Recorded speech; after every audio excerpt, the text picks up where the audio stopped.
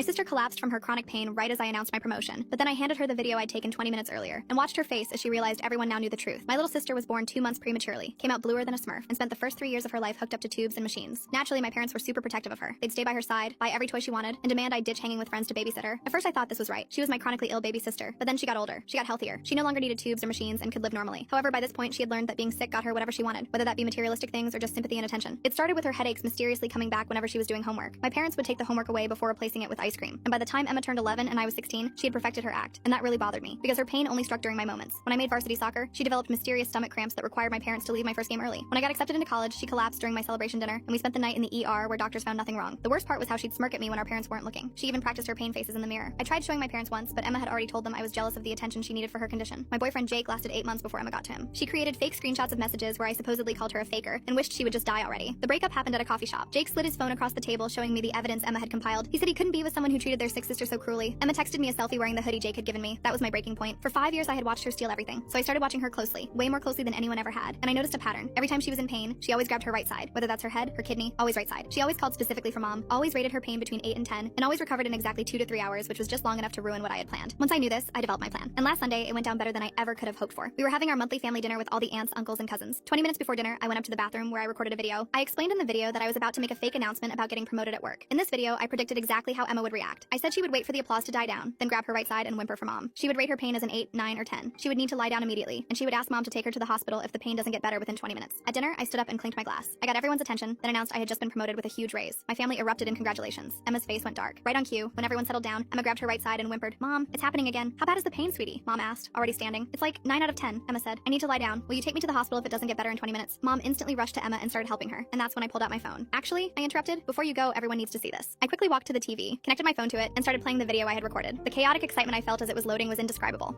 Everyone was confused at first. Emma herself was wincing while asking me what I'm doing. But then my pre-recorded video started playing, and the room went completely silent. Emma's face went from performed pain to genuine panic. She instantly let go of her side and started running to me, grabbing the phone and pausing the video. But the fact the video wasn't playing anymore was actually worse for Emma. She had just forgotten her pain and ran to wrestle me for the phone. She stood there yelling at me for manipulating her and trying to tell everyone it's not what it looks like. The family already looked disgusted though. My uncle, who had always suspected something was up, told her she was sick in the head. My aunt, whose friend had an actually chronically ill child, told Emma she deserves a place in hell, and my parents now saw her for who she was. She was sent upstairs for the rest of dinner, and she hasn't faked being in pain once since then. Funny thing is, last month she came down with